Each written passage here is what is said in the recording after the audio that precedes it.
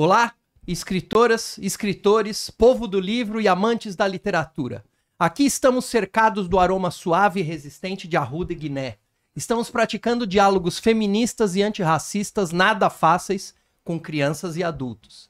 Estamos aqui aprendendo com a ancestralidade para imaginar um Brasil radicalmente diferente. Aqui quem lhes fala é Rogério Duarte, secretário-geral da União Brasileira de Escritores. Este é o UBEcast, o podcast da UBE. São comigo hoje Ricardo Ramos Filho, nosso presidente, Pierre, nosso diretor da nossa entidade. Como é que eu vou pronunciar seu sobrenome, Pierre, por favor? Do jeito que quiser. Quem tem um sobrenome desses aceita qualquer pronúncia. Mas, por favor. Ruprecht. Ruprecht. E hoje nós vamos entrevistar a Bianca Santana, que é jornalista, escritora, professora e militante feminista negra. Ela é autora de Quando Me Descobri Negra, de 2023. Eu tô dos mais recentes para os mais antigos. Diálogos feministas e antirracistas... Não, diálogos feministas, antirracistas e nada fáceis. Com as crianças, que o Pierre trouxe aqui. Arruda e Guiné, Resistência Negra no Brasil Contemporâneo. Esse é de 2022 e Continuo Preta, a vida de Sueli Carneiro. Seja muito bem-vinda. Muito obrigada. Que alegria enorme estar aqui com vocês. A alegria é nossa. Quem vai conduzir a entrevista é o Pierre. E o Ricardo Ramos Filho vai dar pitacos e interferências inusitadas. Você também. Eu também. Muito bom. É uma super alegria te receber, Bianca. A gente te ver é sempre uma alegria, né?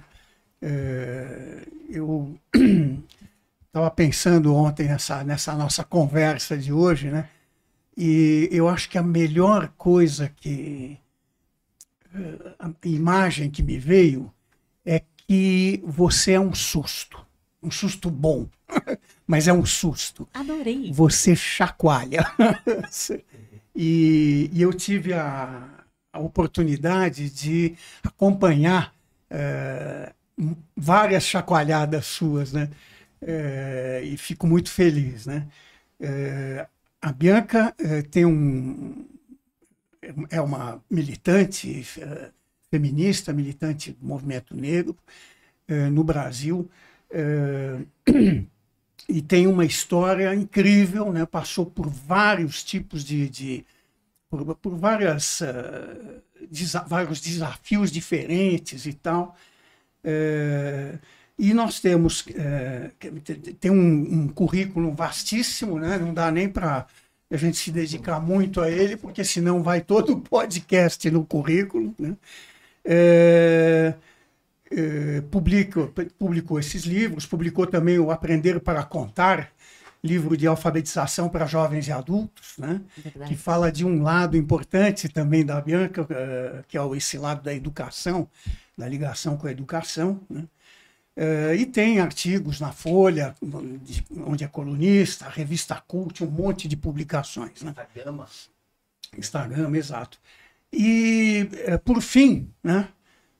Mas não menos importante, perdão pelo lugar comum, escritores, a gente compartilha um tesouro. Sim. Né? O tesouro se chama Raquel, é minha neta e é afilhada da Bianca. Afilhada por escolha da Raquel, quando ela já tinha 10 anos de idade. Então imagina o meu orgulho. E eu não vou me deixar embalar muito aqui, porque senão vocês vão ter que aguentar ouvir o avô derramando o seu amor até o fim do podcast. Um beijo, Rá. E eu queria começar a nossa conversa pensando um pouco nessa trajetória toda, né? E no começo, quer dizer, a gente olhando esse currículo no começo, parece um pouco errático, vai para cá, totalmente, vai para lá e tal. Mas tem duas coisas, pelo menos na minha visão, até queria te ouvir sobre isso, que me parecem muito fortes, né? A primeira é que a gente sempre fica com uma sensação de que desde o começo, e desde antes do começo, digamos assim, na própria história, né? Você está nutrida sempre por um propósito muito sólido, que talvez às vezes você ainda nem soubesse, né, ou fosse descobrindo, e que vai se revelando na caminhada, mas essa solidez de propósito, que é uma coisa que a gente sente, né? E a outra é esse envolvimento que é aparentemente casual, mas quando a gente lê, a gente percebe que não é, né? Com a escrita, sempre presente, né?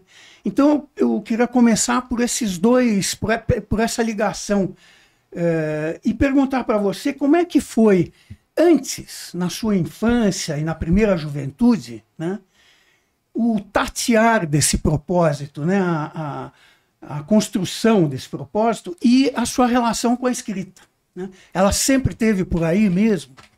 Nossa, Pierre, muito obrigada, sim, muito obrigada, Rogério e Ricardo, é muito bom estar aqui com vocês. E uma análise generosa, né, antes de uma primeira pergunta. Primeiro, eu adorei o susto, e isso explica tanto, porque às vezes eu falo coisas e eu vejo algo estampado no rosto das pessoas, e é um susto. Muito obrigada, Pierre, por me ajudar a ver, né? E também pensar nessa relação com a escrita, com a palavra, desde muito cedo. Eu nasci na Zona Norte de São Paulo, na Coab Fernão Dias eu cresci. Minha família morava na Vila Medeiros antes, mas novinha a gente foi para lá, Vila Sabrina. E eu gostava muito de ouvir os velhos contando histórias da sua vida. Era o que eu mais gostava de fazer. Eu desaparecia e quando me encontravam, porque eu estava enfiada na casa de alguma velhinha ou velhinho ouvindo história. E eu amava, né? Então, a oralidade me constitui desde essa primeira infância. E a minha avó materna, avó Pulu, não foi uma mulher alfabetizada na infância nem na juventude. E ela só assinava o nome. E eu era uma criança que amava escola e amava as palavras, e eu achava que a minha avó precisava também ler e escrever. E eu ficava no pé da minha avó para ela fazer as lições que eu trazia da escola. Imagina que horror. Minha avó, com quase 80 anos de idade, lendo Peter Pan, porque era o que eu achava que fazia sentido que ela lesse. Mas a gente entrou num ritmo, assim, foi muito bonito para nós duas, pela leitura e pela escrita, quando eu era bem pequena. E minha avó, chegou um momento, ela lia com alguma autonomia. E era algo que deixava nós duas muito orgulhosas, assim, termos percorrido esse processo juntas. Na adolescência, eu fui católica. Era um momento em que a teologia da libertação ainda existia na periferia de São Paulo. Tinha muita coisa interessante, inclusive movimento de educação, né? E MOVA, movimento de alfabetização de adultos, EJA, né? Educação de jovens e adultos, muito ligado às escolas, numa pegada de educação popular, que também me constitui. Então, antes de eu pensar em ser escritora ou jornalista, eu já sentava em roda com as pessoas em processos de educação popular.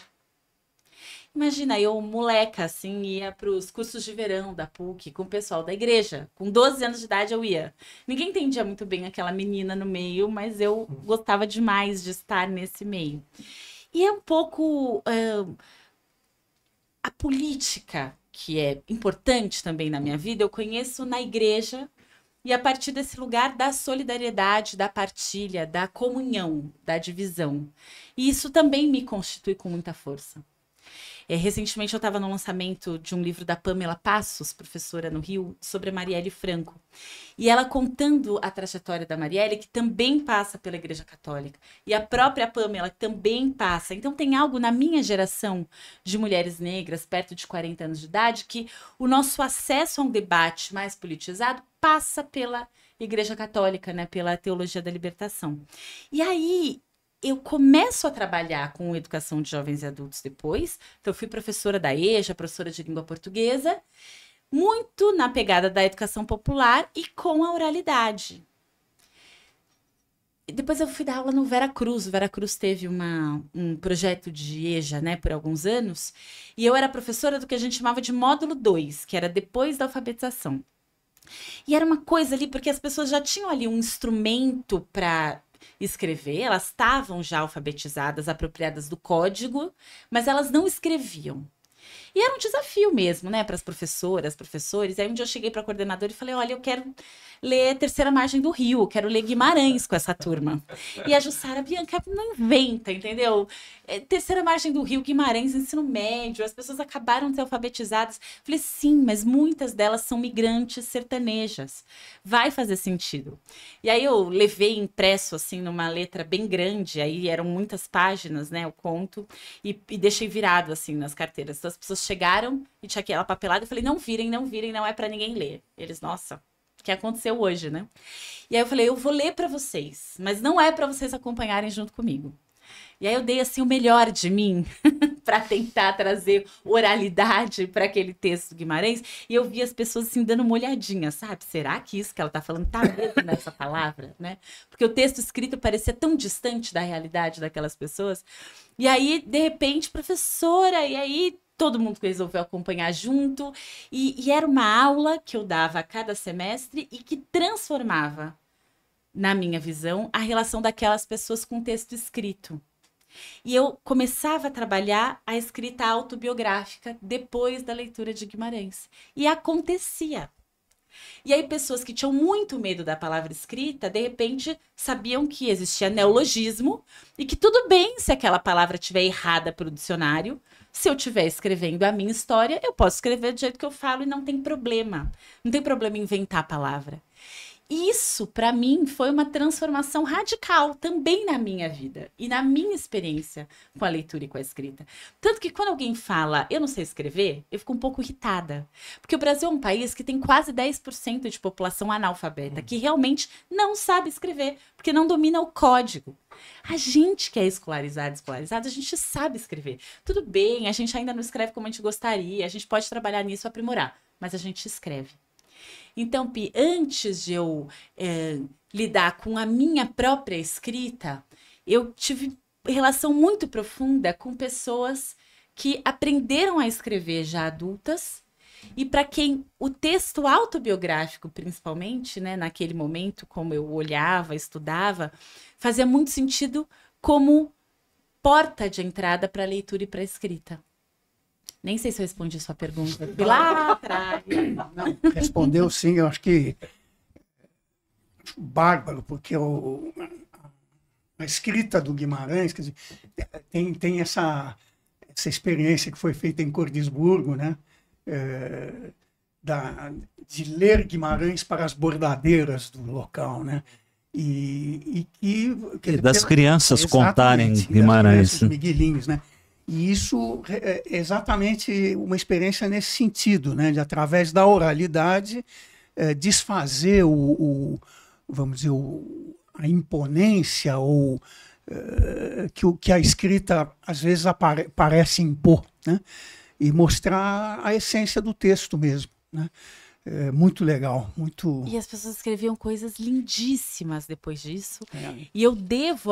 Depois eu fui fazer mestrado em educação e eu devo esse mestrado aos alunos da EJA, principalmente ao seu Antônio, que era um homem de mais de 70 anos de idade, que conseguia ler, mas não escrevia. E ele lia partitura, ele era músico, uma pessoa fantástica, mas estava 7 anos na escola e não escrevia. E aí tinha essa coisa da realidade dura, né? Que as pessoas, nossa, o seu Antônio nem vai nem desiste. Porque o dia a dia da sala de aula não é simples, o seu Antônio demandava. E um dia eu precisava trabalhar produção textual com a turma toda, e estava ali o seu Antônio, eu sabia que ele ia me chamar o tempo todo. Eu estava com o meu notebook na mochila, isso era o quê? 2008, eu acho, 2007, meu primeiro computador, assim, que eu carregava comigo. E eu falei, seu Antônio, escreve o seu aqui. Mas igual a gente entrega celular para criança, sabe? Uma coisa horrível, não tinha nenhum objetivo didático, pedagógico. Era só para ele me deixar trabalhar com o resto da turma. E quando eu fui olhar o final, ele tinha escrito algumas linhas da biografia dele. E aí vieram as alunas, os alunos, mas seu Antônio, o senhor escreveu. Ele, professora, aqui tá fácil. Tá pronto, é só apertar. Aí eu falei, nossa, não, eu preciso estudar isso. E aí eu fui estudar o uso de tecnologia na educação de jovens e adultos, graças ao seu Antônio. Posso claro. Complementar um pouco? Bianca, você falou aí em 2007, 2008, eu li algumas coisas que você escreveu, e eu acho que é 2005 uma data que você coloca como a data em que você começou a se perceber como mulher negra. Verdade. Que antes você se considerava uma menina queimada de sol, uma menina que ia muito à praia, que era uma coisa da tua família. Negar um pouco isso. A frase é: tenho 30 anos, mas sou negra há 10. Um dos livros do Quando Me Descobri Negra. Foi mais ou... Isso tudo aconteceu mais ou menos nessa época? Foi. Eu sabia que eu não era branca, né? Porque às vezes as pessoas falam, mas gente, não tinha espelho na sua casa? Não, óbvio que eu sabia que eu não era branca, mas era uma negação de identidade racial, não uma afirmação, né? E aí quando eu vou para a universidade, eu entro na universidade em 2003. E aí eu fui fazer Ciências Sociais na USP e Jornalismo na Casper Libero. Eu não termino Ciências Sociais, só termino Jornalismo. E na Casper tive um professor fantástico, Wellington Andrade, que foi meu editor na revista Cult depois. Uma pessoa a quem eu admiro e sou muito grata. E o Wellington nos provocava, ele dava uma disciplina de técnica de escrita. E uma semana ele dava uma aula de literatura e na outra semana a gente precisava escrever um texto. Aliás, eu estudei Grande Sertão Veredas com o Wellington na Casper Libero. Uma alegria enorme. E o Wellington nos provocou a escrever um texto que contasse da nossa origem mais profunda. E quando eu sentei para escrever, e a gente tinha 50 minutos para escrever, era uma coisa assim muito curta, né? Rápida. E aí eu escrevi Quando Me Descobri Negra, com esse título. E esse é um dos textos que depois forma esse livro. Mas foi um trabalho de faculdade, ali feito na hora. E eu sou muito grata ao Wellington, porque quando ele disse, né, ele pediu pra gente narrar algo que contasse dessa nossa origem, eu comecei ali a escrever um texto que contava de quando, 1 ou 2 anos antes, eu fui fazer uma reportagem na Câmara Municipal e passei na frente de um cursinho popular, estava escrito ali Educafro. Como eu tinha essa experiência de educação popular anterior, eu sentia falta, né? Falei, nossa, será que dá tempo? É aqui no centro, talvez eu consiga, e entrei. E eu fui super bem recebida pelo coordenador, e ele me disse muitas coisas ótimas. Ele falou, para os nossos alunos, vai ser muito bom ter uma professora negra que estuda nessas boas faculdades. Quando ele falou essa professora negra, ele acendeu uma luz, ele me deu uma palavra para dizer aquilo que eu não tinha palavra ainda. Se definiu, né? Pois é, e positivamente, né?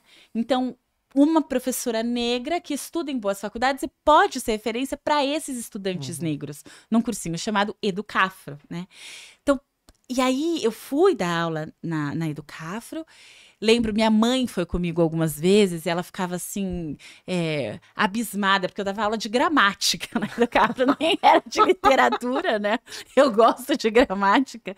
E foi uma experiência muito importante para mim, mas eu deixei isso guardado.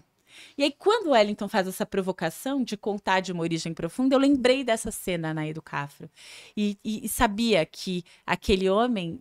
E eu não sei o nome dele, nunca mais o encontrei, mas eu sabia que aquele homem tinha me dado uma palavra para o que antes era uma indefinição, era um não lugar. De repente ele me deu um lugar. Um caminho, né? Um caminho, um lugar. Que legal. Ainda pensando nessas essências, né? Você, num artigo na Cult em 2018, chamado Memória e Imaginação, você começa com uma frase, que eu acho que era da sua avó, né, que é, eita menina perguntadeira. Vó Pulu. Essa menina perguntadeira, essa faz parte do susto, eu diria, ela está sempre por aí, né? Como é que, quer dizer, como é que você se sentia, como essa menina se sente hoje como essa menina perguntadeira? Quer dizer, porque às vezes a gente tem a sensação de que a militante está sempre apegada às suas razões, né? E a gente pergunta como é que ela se abre para as novas perguntas que vão surgindo, né? E eu acho que o susto é um pouco isso. Como é que é isso para você, essa história da perguntadeira? Eu acho que eu nasci com uma curiosidade e com um desejo de também perceber como outra pessoa enxerga aquilo.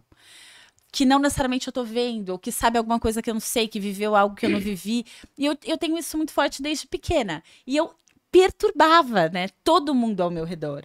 A minha avó ficava brava com a perguntadeira, a minha mãe começava, nossa, eu tinha que ter perguntado o SIC da pessoa também, porque você pergunta tudo, né? Uma frase, você pergunta. E quando eu fui estudar jornalismo nem estava no meu radar. Eu estudei no Liceu de Artes e Ofícios, e a Joana Duarte, bibliotecária, hoje ela trabalha na Mário de Andrade. Ela era bibliotecária da escola.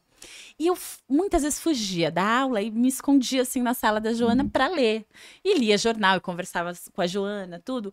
Perto do vestibular, eu não sabia muito o que fazer. Ela falou, Bianca, você gosta de ler, de escrever, é enxerida, intrometida. Por que você não faz jornalismo? Olha, que boa ideia. E aí, quando eu entendi que numa entrevista eu podia levar um roteiro de perguntas e perguntar o que estava no meu roteiro e qualquer outra coisa para a pessoa e aquilo não era estranho, porque o objetivo era esse, eu falei, gente, que maravilha! Eu posso perguntar o que eu quiser e ninguém vai achar esquisito fazer tanta pergunta assim. Então, nas entrevistas no jornalismo, eu achei lugar para essa menina perguntadeira e curiosa, Pierre. Isso que você diz, né, de muitas vezes militantes serem vistos como donos da verdade, né? Eu não me vejo assim, eu realmente não acho que eu tenho essa característica. Pelo contrário, eu tenho muita curiosidade de conhecer a visão de quem pensa tão diferente de mim. Então, para mim, é tão forte, desde bem pequena, que todo mundo devia ter acesso às condições mínimas de vida, que eu fico muito curiosa com quem não pensa assim. Mas me explica, assim, você se acha realmente melhor que a outra pessoa para você ter escola, comida, casa, saúde, a outra pessoa não? Mas me explica, o que você acha que tem de tão melhor? Mas que mérito é esse? Mas de onde vem? E normalmente, nesse pergunta, acho que tem também deslocamentos, né, em quem tá na conversa. Porque eu também me desloco. Eu acho que eu realmente escuto, né? E quando eu era novinha e estava na igreja ainda, as crianças que davam muito problema iam para minha turma, porque eu fui catequista na igreja católica também.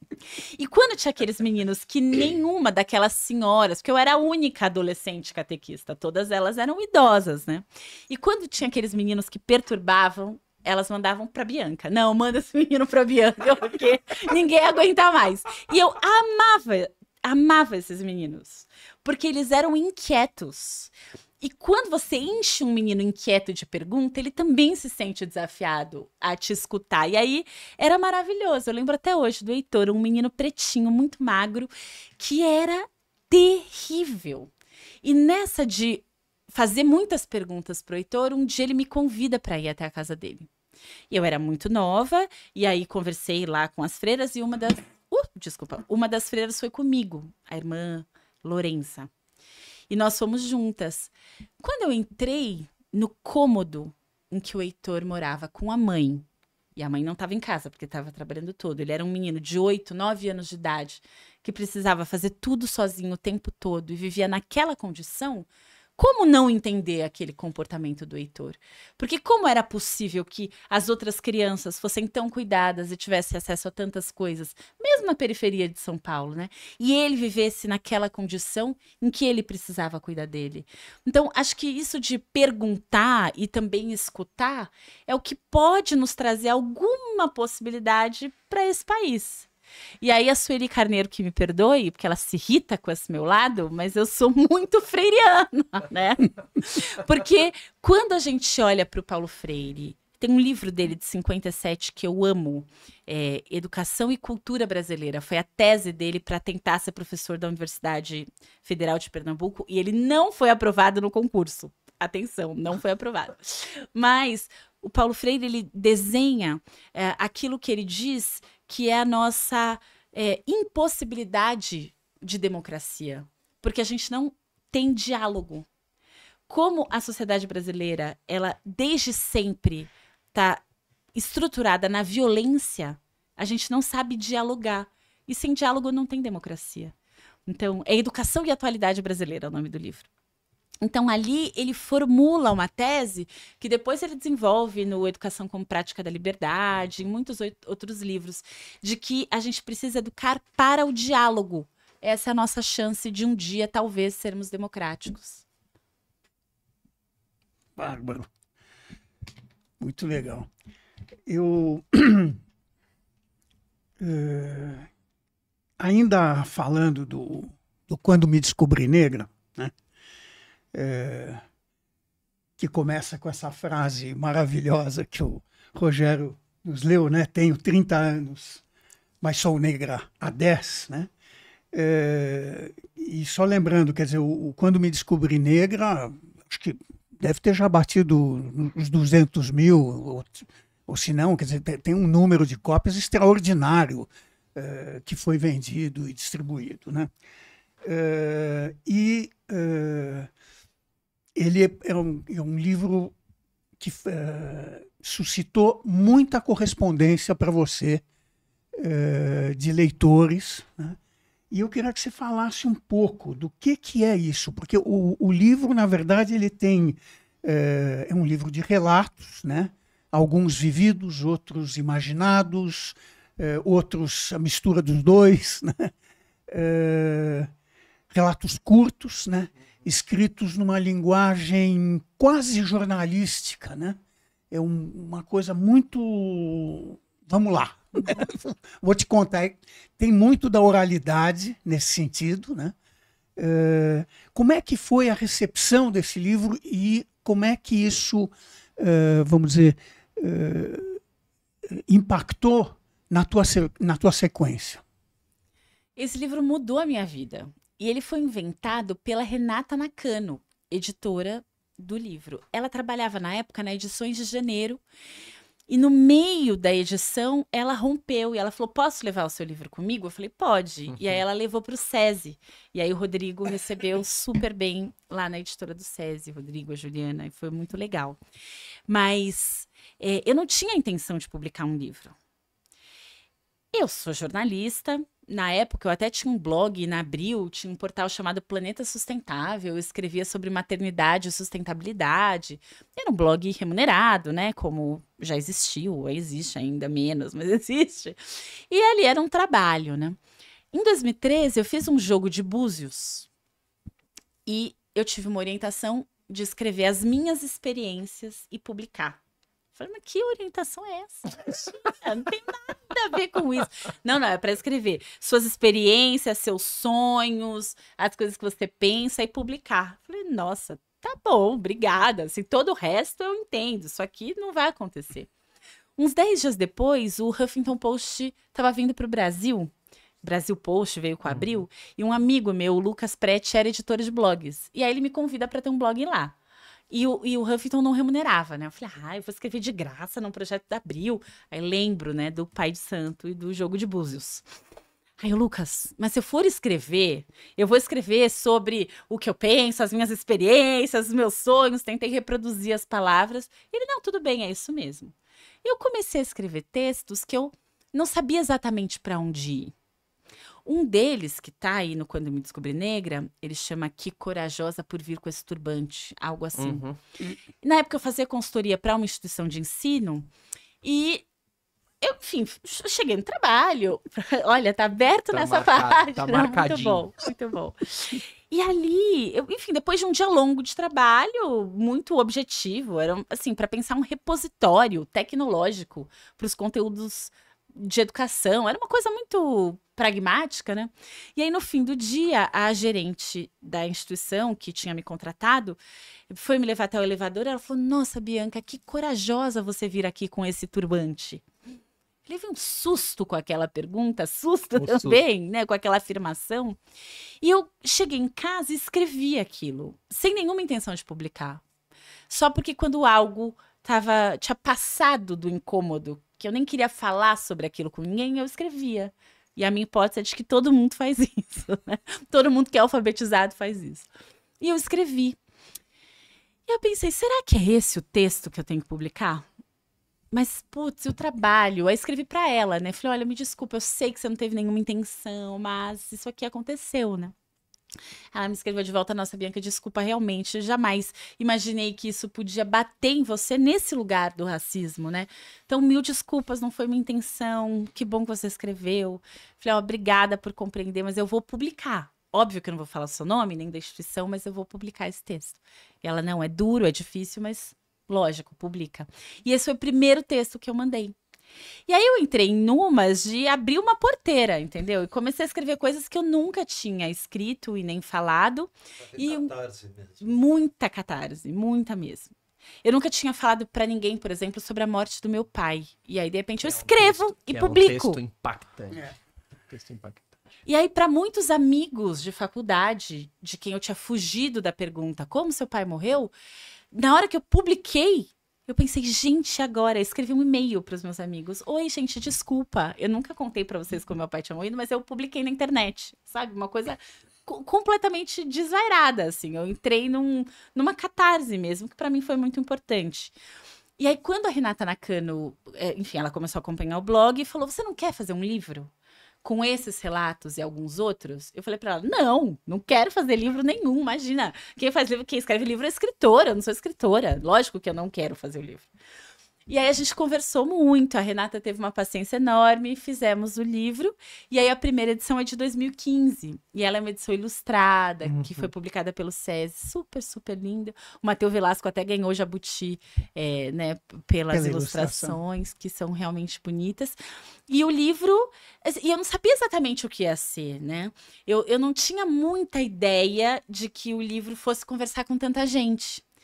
Depois que eu percebi que o livro estava vendendo, eu achei que era uma leitura de pessoas novas e pessoas negras de pele clara como eu.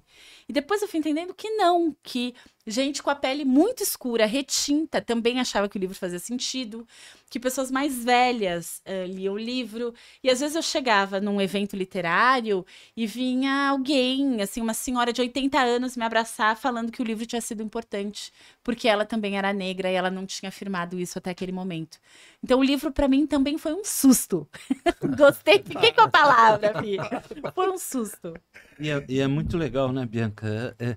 Porque, assim, para mim é relativamente novo, mas a primeira vez que eu ouvi alguém se definir como negro de pele clara foi o Paulo Scott. Ele se apresenta: eu sou um negro de pele clara. E você também falando: eu sou uma negra de pele clara. Mas é legal porque o negro vem em primeiro lugar, né? Sim. E essa negritude muito múltipla no Brasil.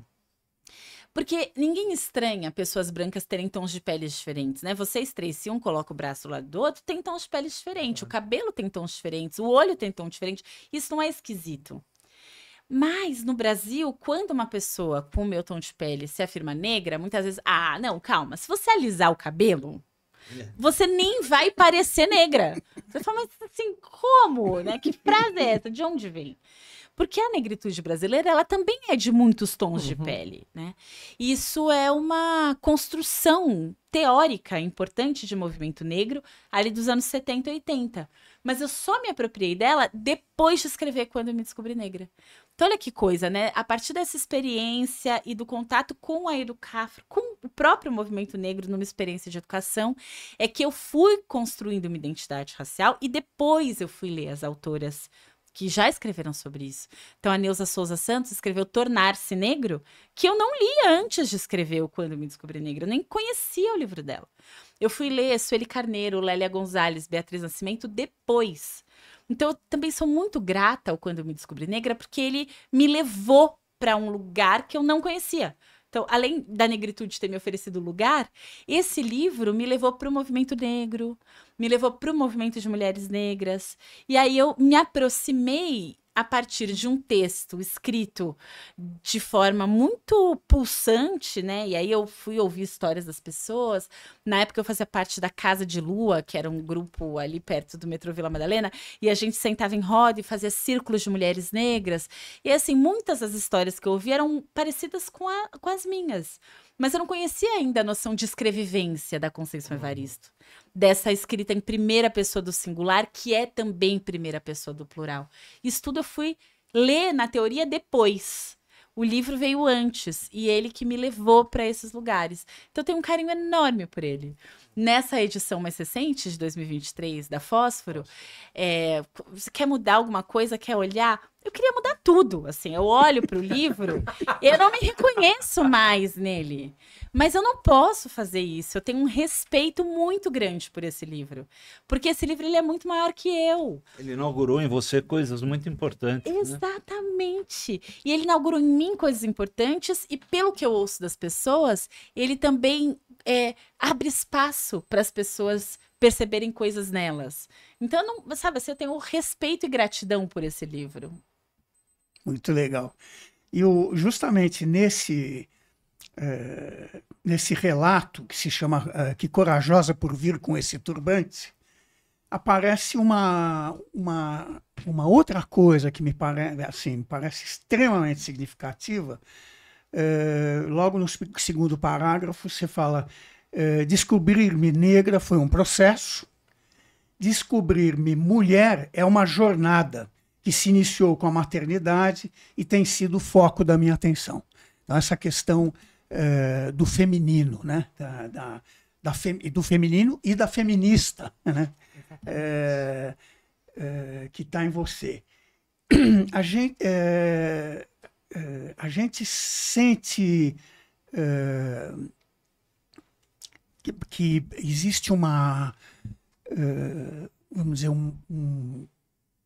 uma escrita que às vezes é identificada como uma escrita feminina, né? Assim como existe uma escrita que é identificada como escrita negra, né? Quem são suas referências nessa história do feminismo, né? da feminista? Novinha eu tinha lido Simone de Beauvoir, eu fui na graduação, eu fui para França, né? Fui estudar em Paris e lá eu conheci a obra da Simone e pirei, assim. Mas eu pirei, mas parecia muito distante de mim. Só depois de ser mãe que realmente eu falei, nossa! Então, assim, ela não tá descrevendo uma coisa da europeia do passado, né? Tô aqui eu nessa história, né? E muito importante para mim. E aí depois eu fui ler as feministas negras, né? Que nem se nomeiam assim, nem se nomeavam assim quando começaram a escrever. Sueli Carneiro, Lélia Gonzalez, principalmente. E aí depois eu fui ler a Silvia Federici, O Caliban e a Bruxa, que é um livro assim. Esse é um livraço. Ele é muito importante para mim. Ele me constitui de muitos modos, porque o Caliban, um personagem, né, do Shakespeare, um homem escravizado, e a bruxa, essa figura que todo mundo conhece, como estruturantes do capitalismo. Então, a Silvia é uma historiadora marxista. Ela diz, não, legal, acumulação primitiva do capital, bacana, Marx. Mas assim, de onde veio esse capital para ser acumulado, né? Ele veio da apropriação dos corpos das mulheres e da escravização de pessoas negras, além da invasão das Américas com extermínio e escravização de quem estava aqui. E esse livro, ele transformou ele juntou pontas que estavam muito soltas. E a Silvia Federici também é uma autora muito, muito importante para o meu feminismo, além da Sueli Carneiro e da Lélia Gonzalez. E Bell Hooks, você gosta? Amo Eu Bell adoro Hooks. Bell Hooks também. Das norte-americanas, a Bell Hooks é a minha preferida. Eu também acho. Amo. E eu comecei a ler Bell Hooks na educação. Porque o primeiro texto traduzido aqui no Brasil, publicado pela Martins Fontes, é o Ensinar a Transgredir, Exato, que é um a educação com prática da liberdade. Porque a Bell Hooks, ela foi aluna do Paulo Freire. A Bell Hooks é super freiriana. E é tão bonito porque ela conta ali no começo que ela lia o Paulo Freire e amava. E achava aquilo fantástico. E quando ela teve a oportunidade de ser aluna, quando ele estava no exílio, ela falou, será que eu vou mesmo? Acho que eu vou me decepcionar. Porque esse cara escreve essas coisas, mas ele não deve ser esse professor. E aí, quando ela vai ser aluna e ela vê aquela prática na sala de aula, ela fala, não, realmente, Paulo Freire... A gente tem um associado na UBE, que é o Antônio Carlos Fester. Ele foi muito próximo do Paulo Freire. Ele diz o seguinte, Paulo Freire é uma das raríssimas pessoas em que a prática e a teoria estão casadas no sujeito. assim, ele é realmente, aquilo que ele escreve é o que ele faz. Ele é a praxis. Ele é né? a praxis, é impressionante. É muito, assim, também é um autor muito, muito importante para mim. E a Bell Hooks, eu me aproximei dela nesse lugar. E aí depois, ela não tinha sido ainda traduzida para Sim, português. é bem recente, né? Muito. Não é por nada, não. A Elefante, que saiu traduzindo a Bell Hooks, assim, o Tadeu, de nada, viu, Tadeu? Eu dei muito essa dica. Traduz a Bell Hooks, traduz a Bell Hooks, traduz a Bell Hooks. Porque a gente precisava ter os textos dela São em muito português. bons. São muito bons. Muito bons. Então, mas aí eu li Bell Hooks em inglês antes, né, de ler em português. Então, acho que isso também traz uma experiência muito diferente, Sim, né, sem dúvida. com a autora. Mas eu amo Bell Hooks. Bom, eu também. E amo que ela nos ensina sobre o amor. Não, esse livro sobre o amor eu acho uma joia, assim. É impressionante. Maravilhoso. E a Bell Hooks era professora de língua inglesa. Então, ela também tem essa experiência de trabalhar literatura e trabalhar a escrita com as pessoas. E ela diz que dava um exercício em sala de aula para as turmas com quem ela trabalhava. Todo mundo precisava escrever um texto biográfico sobre a própria identidade racial. E esse era o ponto de partida para ela ensinar qualquer coisa. E aí eu gosto muito também. Não, e a ideia de que a sala de aula tem que se construir como uma comunidade, Exatamente. eu acho isso lindíssimo. Nunca consegui, fui professor 30 anos, acho que consegui, assim, em momentos raros. Mas é impressionante, é impressionante. Uma resposta... Esse livro tinha que ser lido pelos professores, eu acho, assim, todos. É impressionante. Muito. E essa ideia de construir uma comunidade, né, pedagógica de aprendizagem é também muito freiriana. Né? E para mim a escrita ela está muito conectada com essa experiência do sentar em roda, escrever junto e ler em voz alta. É assim que eu aprendi a escrever, é assim que nas minhas oficinas ou na universidade eu trabalho também. E que é uma experiência ancestral, né? Que é uma experiência africana, né? É uma experiência africana, essa de sentar em roda, de olhar nos olhos, né? E partilhar as histórias. Exatamente. Muito legal. Eu vou pular para um outro susto. E esse foi um susto que me pegou de um jeito incrível. Homem branco, né? Aliás, não fiz minha audiodescrição, não sei se vocês têm o hábito de fazer, mas... Né? Eu, homem branco, né? Como diz a Márcia Kfouri, branco, hétero, cis, né? Não tem a menor chance. Márcia Tiburi. A Márcia Tiburi. Ele misturou Márcia Tiburi com Juca Kfouri. Eu falei, Márcia Tiburi. Que a gente estava falando mal de você, Juca, antes. A Márcia, ela gosta de mexer comigo nessa linha. Tava aqui semana passada. Então, e que me fala muito de uma coisa que você falou agora, que é como você se constitui como militante com a escuta. Né? E é o primeiro diálogo de um livro delicioso, mas também nada fácil para mim, que é o Diálogos Feministas Antirracistas e Nada Fáceis com as Crianças. Né? Aliás, preciso falar agora que no currículo da Bianca, talvez a coisa mais importante seja que ela é mãe do Lucas, do Pedro e da Cecília. 3 adolescentes agora, ulalá. E maravilhosos, e de vez em quando eu lia e me vinha à mente um deles, né? Né? Ou vinha a Cecília, ou vinha o Lucas, ou vinha o Pedro, mas eles aparecem aqui, a gente vê alguns traços deles aqui. Mas esse primeiro diálogo que parece quase nada e que para mim é tudo, é um negócio assombroso. Né? Eu vou pedir para você ler. Lerei. Que linda, uma boneca. Mãe, eu sou uma pessoa. Boneca pensa? Boneca fala? Eu não sou uma boneca, eu sou uma pessoa. É maravilhoso, porque quer dizer, a gente tira o simbólico, né? Ai, que fofa, que coisa, os adjetivos todos e tal, né? Que são a imagem que eu projeto na criança, né?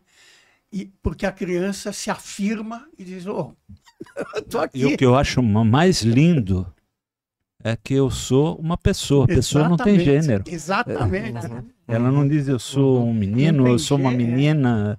É uma pessoa. Não tem gênero, não tem idade, não tem, quer dizer, né, é alguém exigindo ser reconhecida e poder entrar em diálogo, justamente. Eu queria, Pi, ter assinado esse livro com os 3, e eles não quiseram. Porque esses diálogos aconteceram, eu fui coletando, né, ao longo dos anos. Você expõe muito a gente, não é para pôr o nosso nome. Estão certos, né? Nossa, desculpa por ser assim, essa mãe horrível, né? Mas às vezes eles alertam, cuidado, ela é escritora. Cuidado, Não, que ela vai escrever. A gente vai incorporar essa frase aqui. Cuidado, ele é escritor, cuidado, ela é escritora. Isso deveria ser um que filho da você sabe UPR. Anotar isso. Você sabe que na minha família tem muito isso, né?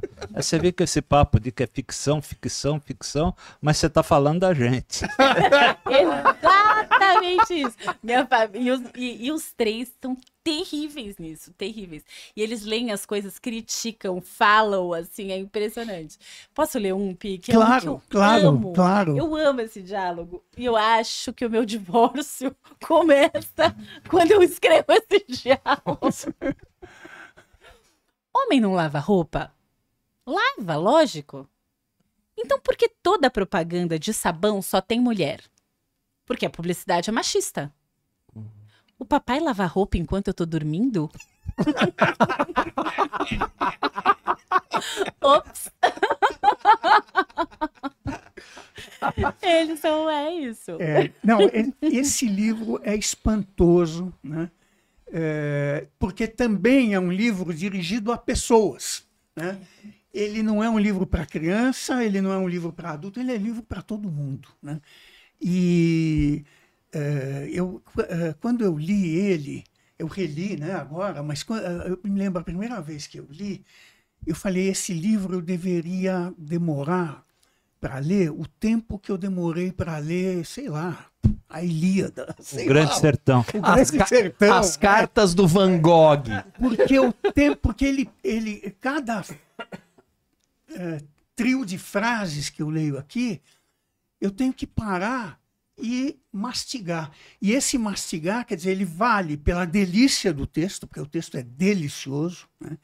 E vale por esse mundo de perguntas, né, que ele vai semeando. E imagino que vai semeando para quem se dispuser a brincar com esse livro, né?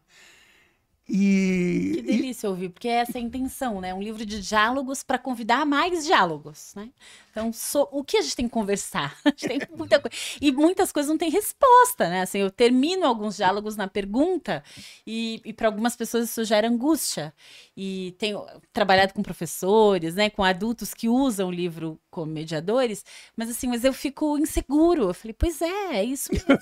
E tem temas que nos trazem insegurança. Mas é um livro de diálogos que, ao mesmo tempo, propõe o silêncio, né? Porque depois do diálogo vem uma certa introspecção, porque ele fica reverberando dentro de você, né? Para pensar naquilo. Do ponto de vista da leitura, eu acho, né, da percepção, da leitura como percepção e tal, eu acho um livro maravilhoso, porque justamente ele convoca a leitura, o melhor que existe na leitura, que é isso, quer dizer, você ter um texto que não é necessariamente longo, tanto faz se é longo ou se é curto, né?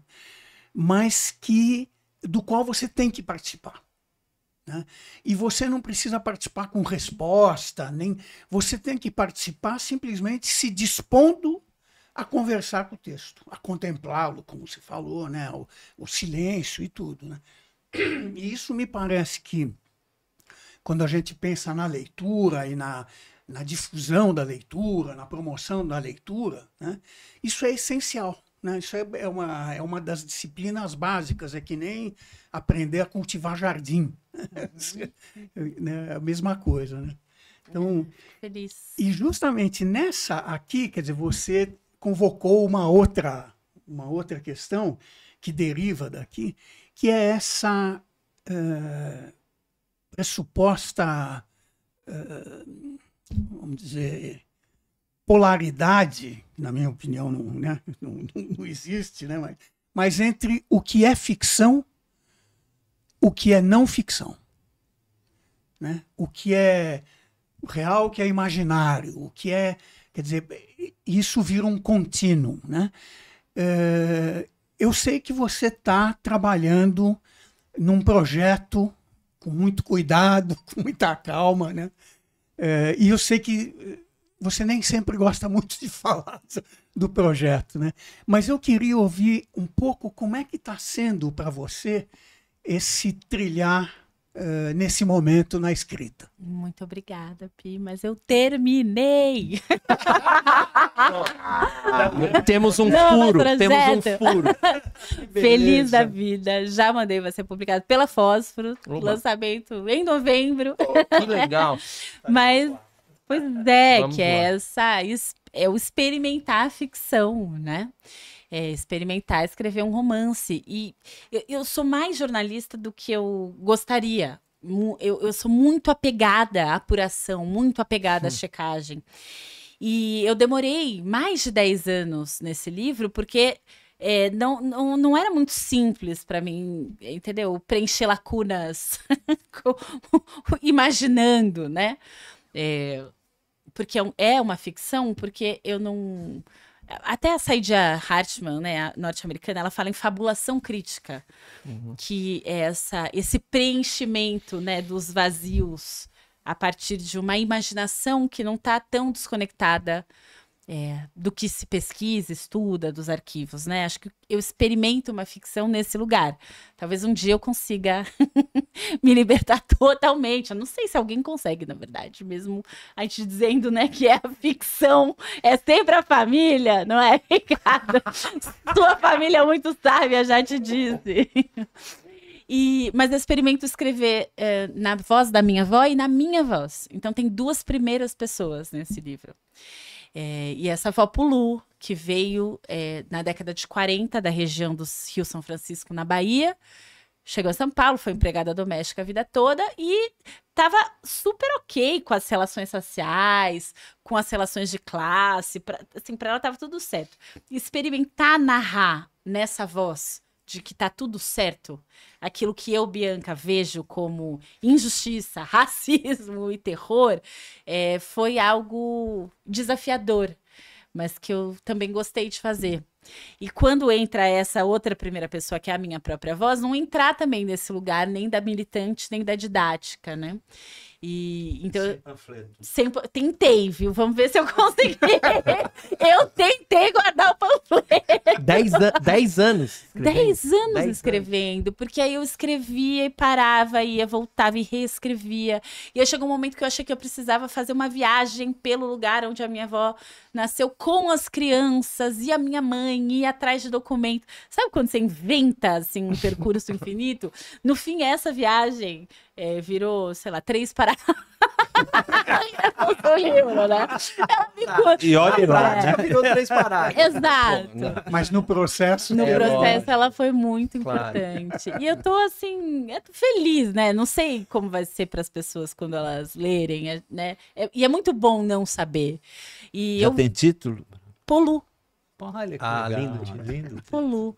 É Polu. E aí, engraçado, né? Eu fiquei lá na Fósforo com essa coisa do título, mas pra mim é Polu. É Polu mesmo. E tem um infantil que vai vir. Antes, enquanto você falava dos diálogos, eu lembrei de que eu queria contar. É um livro que chama Quem Limpa?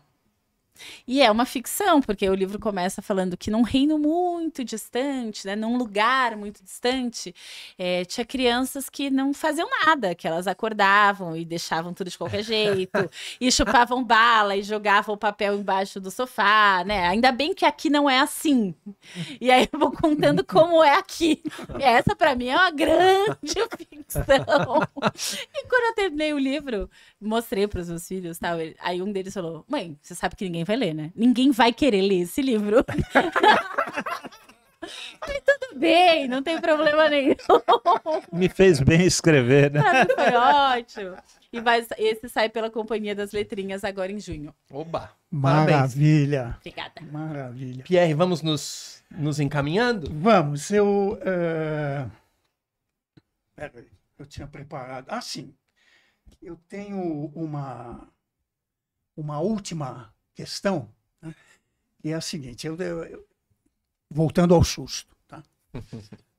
Estava lá navegando na internet, não sei o quê, e de repente recebo, quer dizer, uma mensagem sua, né, num distante lugar para o qual você viajou, né, numa viagem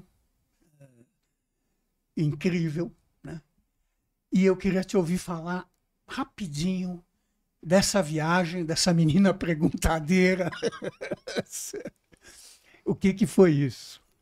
O Saara Ocidental? Porque além de perguntar, eu tenho viajado ainda, feliz com isso. Né? Não, mas eu vou tentar ser rápida. Em 2022, eu fui para um encontro feminista no Quênia. E era um encontro, assim, de mais de 500 mulheres africanas. Brasileiras éramos eu e mais uma que vive nos Estados Unidos há muito tempo. Então, eu era a única brasileira que vive no Brasil. E me sentia, assim, a pessoa de maior sorte do mundo por estar naquele lugar e por ter acesso a debates tão diferentes. Porque a gente olha, né, para o continente africano, mas o debate de quem fala inglês, e francês, e árabe e português é muito diferente, né, no continente como um todo. Então, eu aprendi um monte. E aí, em um dos jantares, sentou à mesa uma mulher, Mafuda, o nome dela, que só fala árabe, e estava com uma amiga dela que fala espanhol e que nos traduziu. E a Mafuda falou, olha, eu venho de um país chamado Saara Ocidental, que não é reconhecido pela maior parte dos países do mundo, e eu vivo num território ocupado pelo Marrocos desde a década de 1970, e eu acabei de sair da prisão, onde eu fui torturada, e eu gostaria muito que você fosse até a minha cidade, Laiune, que é a capital do meu país, ocupada pelo Marrocos, para você conhecer a minha realidade. Falei para ela, falei, olha, muito forte, né? Muito impactante. A forma como o Marrocos ocupa o Saara Ocidental é muito parecido como Israel ocupa a faixa de Gaza. Assim, tem muitos paralelos, né, com a questão palestina, a questão do Saara Ocidental. E eu fiquei muito mobilizada, e eu falei, mas eu não tenho a menor condição de ir até lá. Falei, talvez você pudesse conversar com alguma norte-americana, alguma europeia, que pudesse escrever sobre isso. Ela, não, eu estou pedindo isso para você. Eu falei, olha, me desculpa, mas eu não tenho condição de atender o seu pedido. E fiquei com isso, né? Mas sabe quando você lembra? O tempo inteiro eu lembrava dela, enfim. Aí um grupo de ativistas fez um encontro para mulheres no Marrocos, um encontro de cuidados, mulheres brasileiras e tal. Falei, era uma desculpa, né? Eu ia para esse encontro, eu ia entrar no Marrocos, ficaria mais fácil.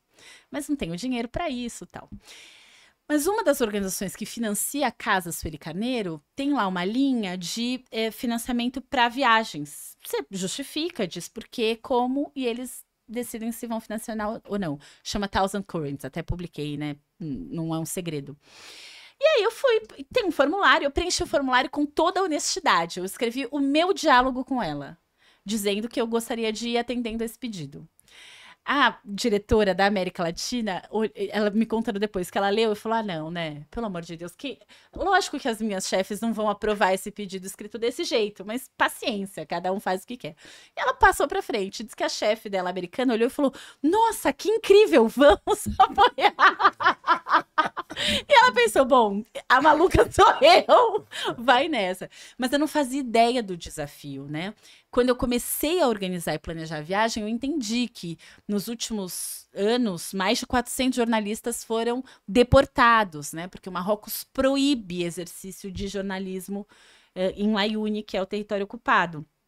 Eu fui entendendo, depois de muitas conversas com muitas pessoas e organizações, um jornalista exilado na Espanha me explicou. Ele falou, Bianca, se você tiver muita sorte, você vai entrar no país, você vai encontrar a Mafuda e você vai conversar com ela antes da polícia chegar, te interrogar e te deportar. Esse é o melhor cenário.